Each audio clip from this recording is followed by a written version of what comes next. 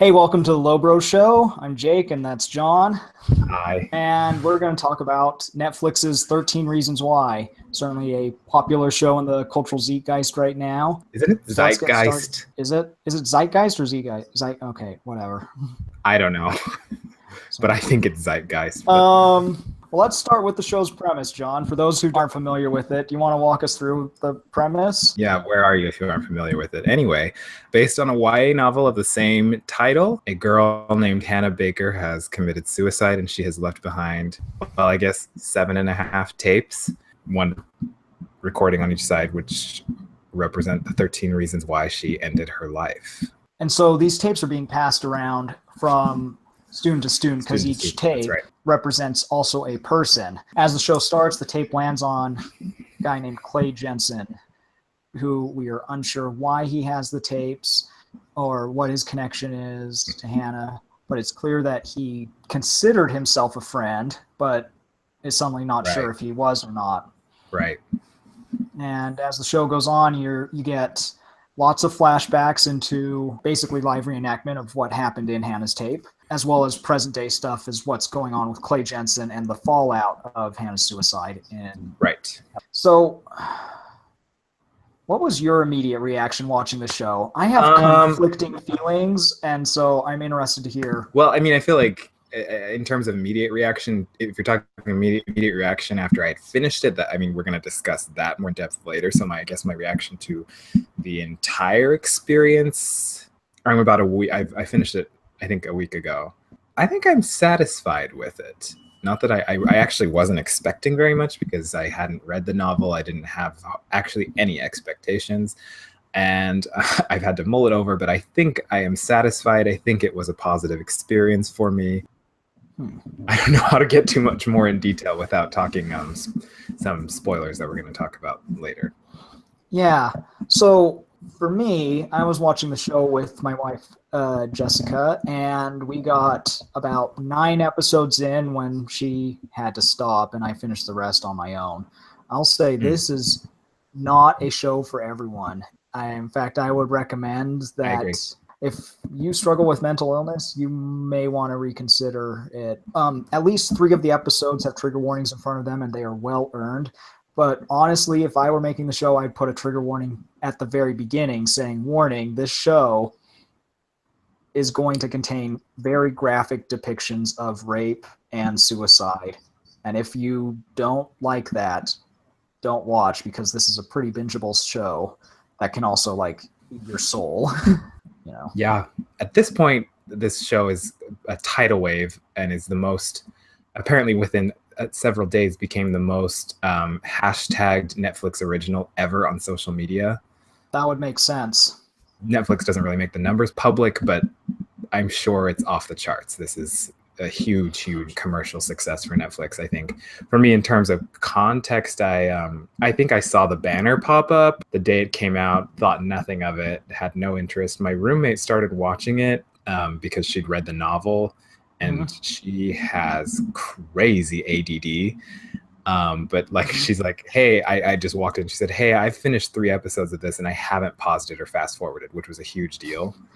Oh, really? And she said, and I read the book. And so I was like, maybe there's something worthwhile there. And then I started seeing the huge number of reactions on social media. So then I started watching it, finished it in 2.5 days, really, with basically no expectation, no knowledge of the storyline, just went through, and it was it was very, very jarring emotionally. I mean, I guess so. In terms of how did that context play a role in the show? For me, it was I was completely blind. I was completely drawn in. I feel like the premise, not knowing the premise, made it that much stronger of a hook for me, and it. The first few episodes played out very much like a mystery. It felt like watching, Stranger Things or Lost. I mean, I could acknowledge the heavy subject matter, but in the beginning it was more about putting the puzzle together and finding out what happened next. I think for me, I first heard about it on Reddit, and it was like a post saying everyone should watch this show, even though it's being marketed as a teenage drama. And after a few days, I was like, okay, we'll try it out. The ending is disturbing, to say the least. Yep. When I was, it's well made and compelling and very bingeable, but yeah. So I guess before we get into that, let's talk about the more technical stuff, like the performances and how the show's put together. Sure. So let's see. We have mainly a cast of 20-somethings in high school. I think most of them, save for a couple, actually look like they're in high school, which is pretty good. I think what's most notable in terms of the casting is Catherine Langford as Hannah, who is Australian. Completely caught me off guard when I was watching interviews with her after the show. Right. She is Australian. She leaves tapes behind for the people that have something to do with her death. It's Hannah. Don't adjust your whatever device you're hearing this on. Holy this is her first paid job, and I think the show completely hinges on her performance, and I believe she will receive the kind of recognition and reaction that Heath Ledger gets for 10 Things I Hate About You and Lindsay Lohan gets for Mean Girls. Okay. She will be remembered for this role for the rest of her life, and for very good reason. I think she completely nails it, and she's a very big reason as to why this show is so watchable and such a success. What about the rest of the cast? In the first few episodes, I had a bit of a tough time keeping everyone straight. Who's who. Yeah. Who's who. There's a few too many good-looking brown-haired kids at the school, that look fairly similar.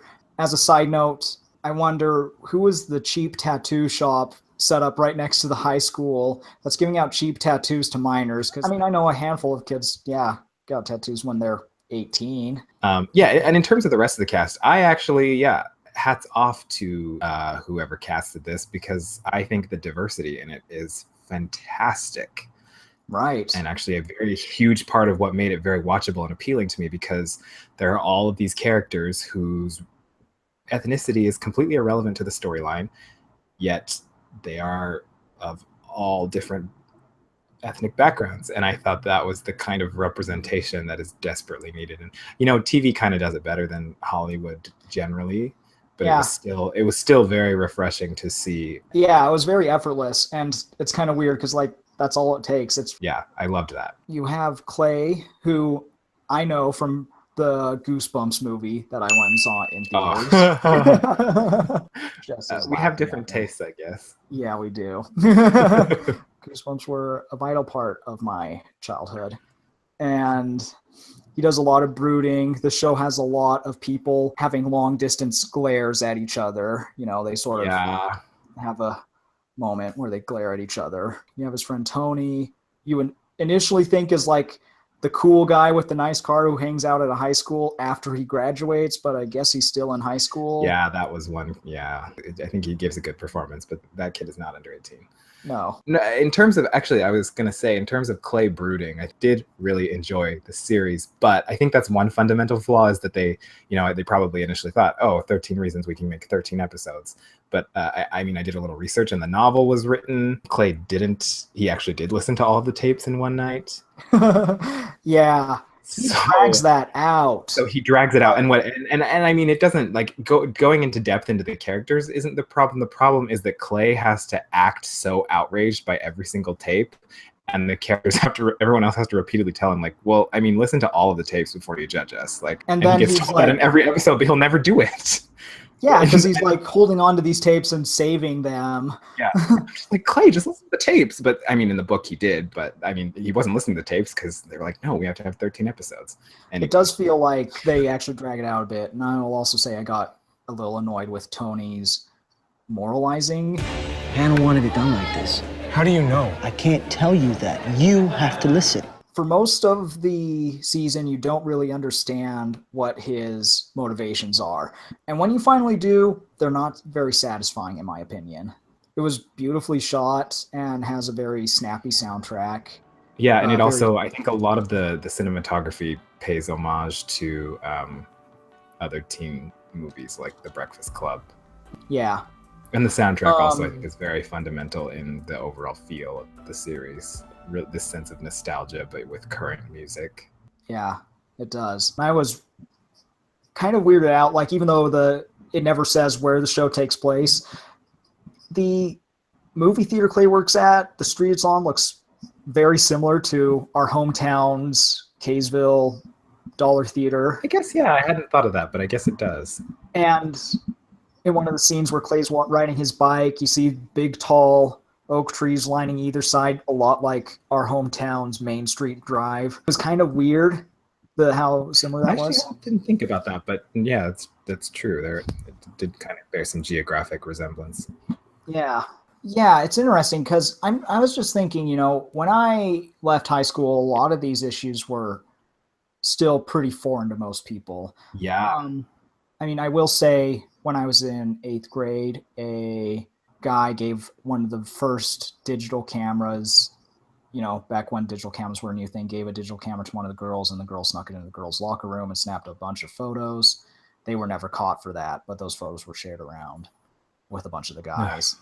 And so if the idea of sexting or online bullying is new to you, you're like 10, 15 years late at this point. But yeah, I basically more or less missed all of that new aspect of bullying that social media plays into today's world. And it's something that I guess we still don't really understand how to work with. Right. Because the kids are being taught by people who don't use the kids are being taught how to deal with social media bullying by people who never experienced and have no understanding of how it works these days. Right. And I thought that was something that was very well handled in the series. I think the social media aspect was very, very vivid, very realistic, very current and accurate. It was done in a way that's not going to immediately date itself. Right. It'll hold up come out. You could watch it for a few years and it probably wouldn't be like, oh, this was 2017. You could have watched this 4 years ago and it still wouldn't feel like it was from the future. So they did a good job with that. So let's talk, should you watch the show? So for me, I mean, as I said earlier, I was completely pulled in. I loved just the quality of the experience overall, the storytelling, the performances, everything pulled me in and I was entertained and I enjoyed watching it. The show takes a straight on descent into hell in the last 2 episodes. It gets really bad and then gets so much worse than you even imagined it could be. And I mean, that's what's written in the novel. So in making this series, they knew that was the mountain they were going to have to climb. Mm-hmm. So, I mean, I'm not going to point fingers and say, how dare you produce this content or how dare you put those things on screen, because that's what they chose to. They chose to create this series out of that story. And that's a fundamental part of it. I think the argument that it's the show handles certain issues irresponsibly hinges on the idea that suicide is the product of mental illness, and I agree. I think that I mean, I don't want to speak like as a professional or super qualified in this arena, but it is important to know that suicide is ultimately the choice of the individual who takes their own life, and mental illness is always a serious contributing factor to it. And it would have been nice for the show to acknowledge that side of the argument a little bit more. However, I think I'm not going to say that they ignore it. I don't think they're trying to say that that's not a contributing factor. I would say at the very least, it's a very small factor, though. Like, sure. I don't think it's not very openly discussed. And you could even make a case that you wouldn't notice that Hannah is slowly becoming depressed. She actually seems kind of the same, mostly cheerful self all the way up until basically the end. Yeah, I think there's, and honestly, I don't know that you can really give justice to that situation through visual media. If you're going to talk about and depict suicide that honestly, you're not going to be able to please everyone. You're not going to be able to tell the whole story. And I guess there's a little bit of negligence there, but more so I think the ultimate responsibility falls on the consumer to know what they're getting into, to make an educated decision in choosing to watch it. And then once you do watch it, continue to make educated decisions in your own mental health. Media shouldn't have to have power to control you that way. I love that it has the power to affect you. And that's actually what I do like about this series, because I don't think that they're ignoring the fact that mental illness is a contributing factor to suicide, but that's not the statement they're making. I imagine the creators acknowledge that, but chose to tell the story that sexual assault and bullying are indeed and can be contributing factors to that situation, and that is is very uncomfortable. I still do think is a very important message, and I think it was very groundbreaking for this show to be as honest as it was. It doesn't mean it was pleasant. It was very unpleasant to watch, but I don't think that made it less effective. Yes, there is the other side of the coin in that, those weren't the only contributing factors and that wasn't the ultimate deciding factor, but it's not to say it wasn't a contributing factor, if not the biggest. I think you're right. I think the show was clearly made for people who aren't struggling with mental illness. This is targeted for people who are bullies, not people who are being bullied. I agree. Yeah, I would say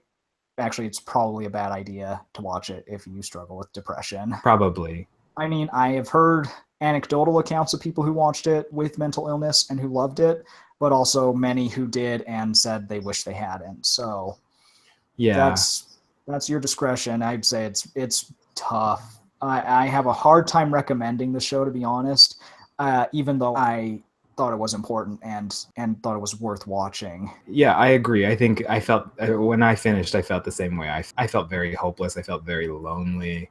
I felt this super intense need to reach out to people. But actually, like, for me, I can look back on that now and realize that was actually a positive response and made the show a positive experience for me in the long run. You said you actually didn't sleep once you watched the show. No, I was so haunted. I was just horrified. But I mean, that's also something that has to do with me personally. I don't think that entertainment or media in general should always make me feel good. I love feel good. I love comedy, but I also want art to challenge my paradigms of thought, and I want it to change the way I think. I want it to change the way I perceive the world. And in order for it to do that effectively, a lot of times it has to make me very uncomfortable. So looking back, it was unpleasant, it was uncomfortable, but I'm glad for the very honest and real portrayal of bullying and sexual assault that it showed me, and how it's not, and encouraged me very strongly to just be a little bit kinder and to reach out to people more effectively. Would you let kids watch this show? At what age do you think it's appropriate to watch this show?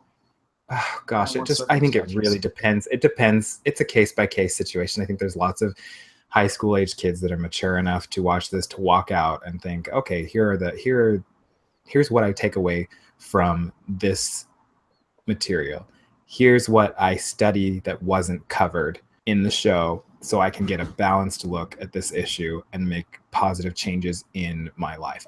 I absolutely think there are high school age kids that are that mature. I don't like shoving them all under one label and thinking they're all stupid. However, there are many that are not. This show has become a phenomenon on social media, and as I have laughed at a lot of the "Welcome to Your Tape" memes.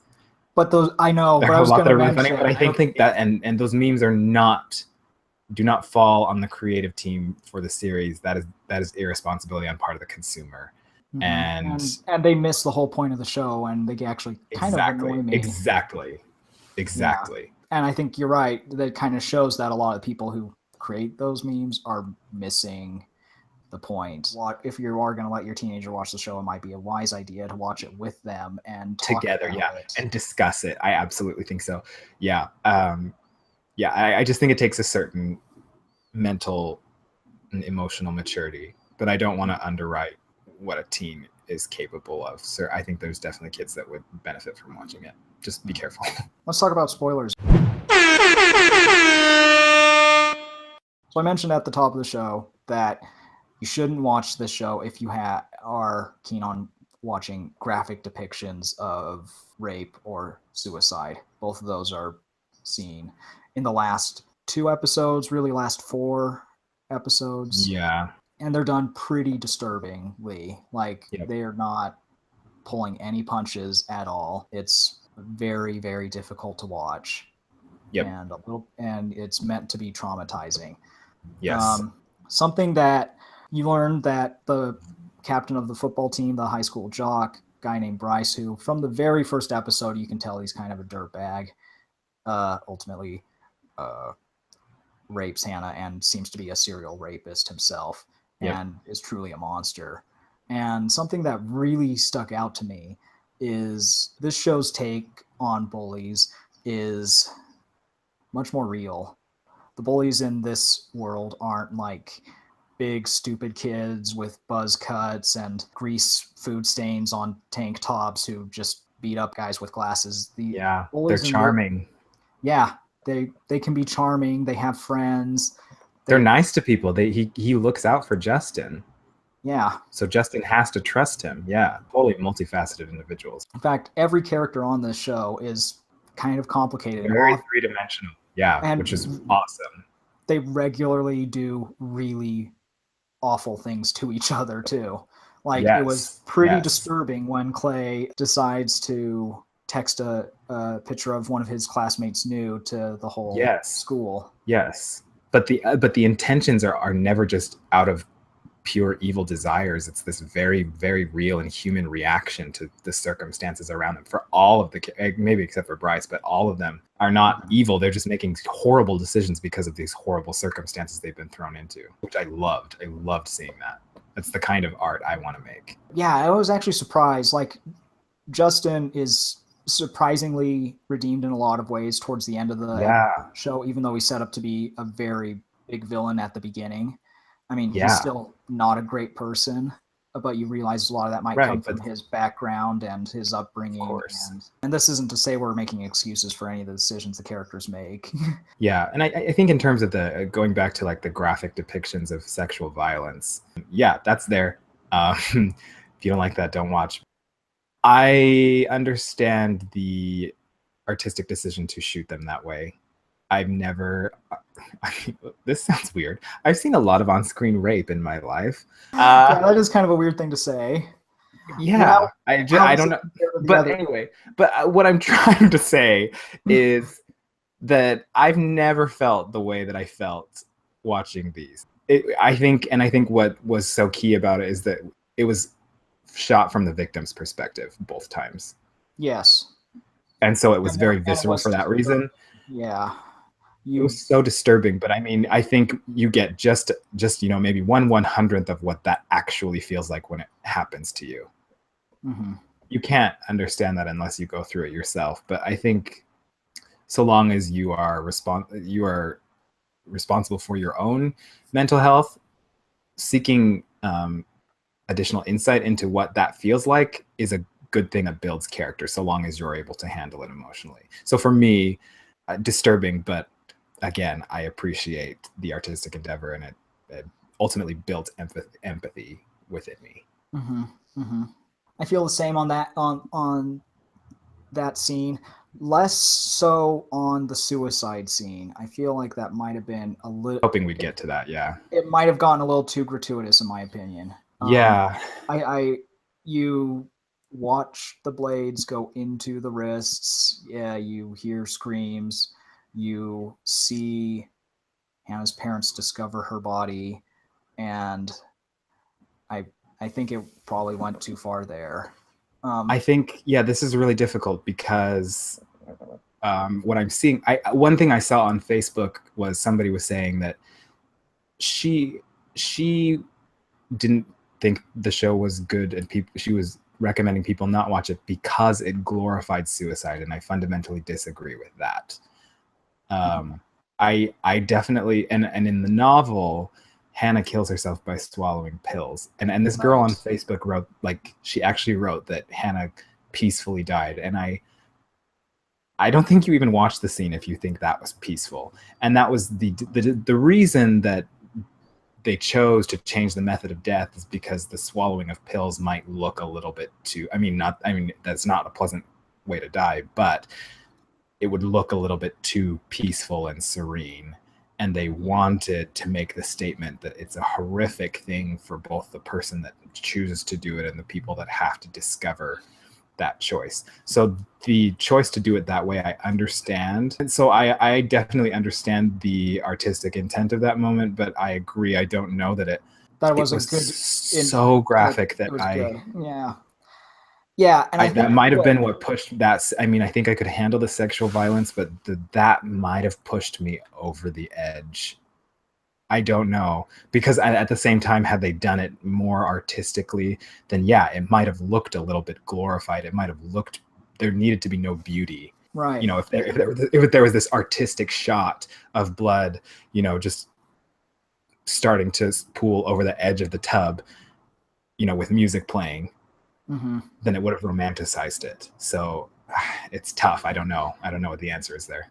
I'm not sure either. And frankly, we're talking as two people without mental illness who are not professionals, but like, something that I think further complicates this is that the way one person put it, Hannah gets everything she wanted out of suicide.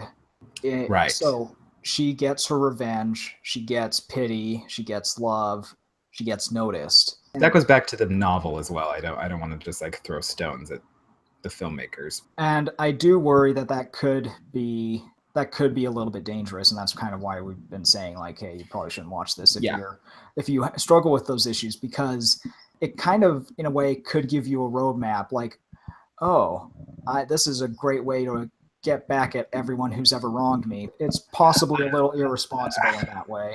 Yeah, but at the same time, how do you depict any suicide without taking the risk of that happening? I don't know. That's a tough I don't know that you can. Without, I guess, both suicide and how do you examine what happens to the people in the victim's life without leaving that kind of roadmap? I don't know that you can. It's just a really hard thing. It's a really hard thing to talk about. Yeah. Yeah. I mean, I think it's better than not talking about it, ultimately. Yeah. I guess that's kind of the ultimate message of the show too, is like, we need to be better. Yeah. Hey, we're talking about it. Yeah. Start with the discussion. I'm not convinced that this was the most responsible way to do it, but it's also possibly one of the only ways it's being done right now. And the most accessible, just judging from the reactions on social media. Yeah. Any other last thoughts or? Netflix is killing it. Yeah. I know. Where are you at, Hulu Plus? I know. I mean, no shade at Hulu Plus because they give me all the network shows. But in terms of originals, Netflix is the standard as far as I'm concerned. I guess that's our discussion. Like, comment, subscribe. Yeah. Yeah. Low Bro Show. Yeah.